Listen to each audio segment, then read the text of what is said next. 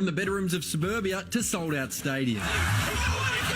Gaming is a big deal, but for some people and their families, it's also a big problem. The longest time I've ever played in one streak would probably be about 16 to 18 hours. I was addicted. The WHO now officially recognises gaming disorder as a mental illness. The telltale signs are trouble stopping gaming, prioritising it over important life stuff, and continuing despite the bad effects for at least 12 months. Working out of Sydney's Wesley Hospital, Cogra, Dr. John Saunders deals with the severe end of the spectrum. Essentially, their life is completely on hold.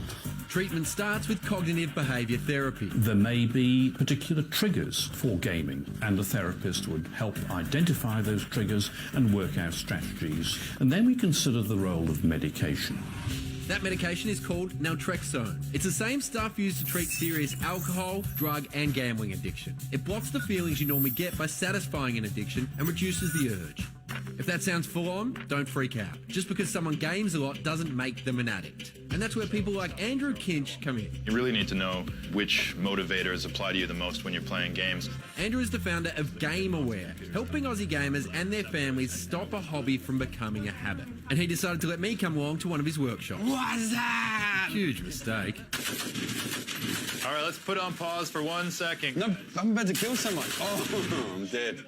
Was that you again? Getting them to play more games might seem counterintuitive, but it's all part of teaching them what's happening to their brains. Dopamine's a neurotransmitter, floods the brain when we feel reward or achievement, but there's an important thing to understand is that pleasure does not equal happiness. I'm not going to lie, when I was driving here, I was thinking a school program about gaming education in school holidays. This is going to suck. Yep. But this kid's having fun. There would be no program if it wasn't fun. Right. They come in not ready for this. They don't want to be here. They're like, why am I here? Yeah. But I get the buy-in because they quickly realize that I play as well.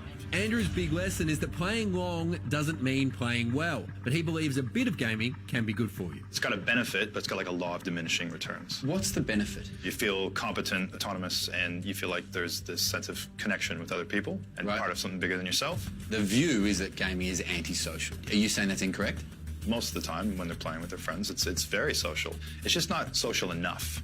Right. You know what I mean? Like real life does it better. It's a difference between a phone call and an actual conversation. Absolutely. Well, I remember playing games as a kid, and it got to the point where it was all about collecting tapes in the game that I would play. And it was all about that to the point where I wasn't having fun. Games these days are a bit more sophisticated in that they can play on that stuff a bit more. It's a really blurry line between what's fun and what's gonna be problematic for some people. But the more you're meeting your needs in real life, the less those mechanics will play on you. Yeah. So this is a balance here. So you get the kids out doing actual physical activity and hanging out with each other so they can experience both sides. And hanging out with each other when playing. Even though it's less convenient, it's twice as fun, at least. Because then you're getting a bit of that healthy human interaction. Absolutely.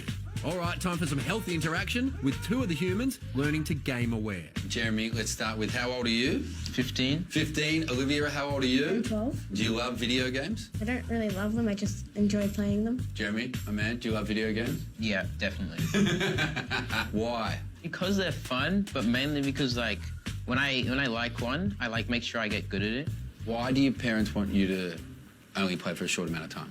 I mean, my mum still thinks video games contribute towards violence, but I don't really think that's the case. Well, like we just all played Fortnite together then, right? I wanted to kill people, and I found that afterwards I was like tense. Oh, dead again? You killed me. Do you remember killing me? Yes, I did. Yeah. Do you want to apologise? I mean, it's in-game. Why do I have to? Yeah, but the feelings are inhuman. I've killed many people, and I can't really apologize to them. But you can apologise to me. Come on, Olivia. Just a couple of words. I apologize. Accepted. Do you think video games are good for you? Yeah, definitely for me. I've improved a lot of my thinking, things like reaction time. I analyze a lot of stuff now before I do it.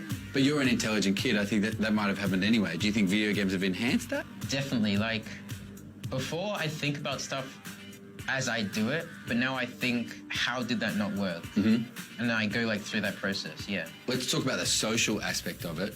Do you play with friends? Yes, definitely. Do you abuse each other? No, we don't. Jeremy, do you abuse your friends? At my age, you definitely do. It's like it's like part of the experience. Do you think you'll play games less because of this? Probably. Said it so unhappily. Probably. I think I will, because like there's times when I've been playing games and then like I do something bad or I get frustrated and I'll be like, oh, I've got to play more, and then I'll get better and like feel better. But like I've learned from this that that's the point to stop. And so if we play Fortnite again, will you let me kill you once? Possibly.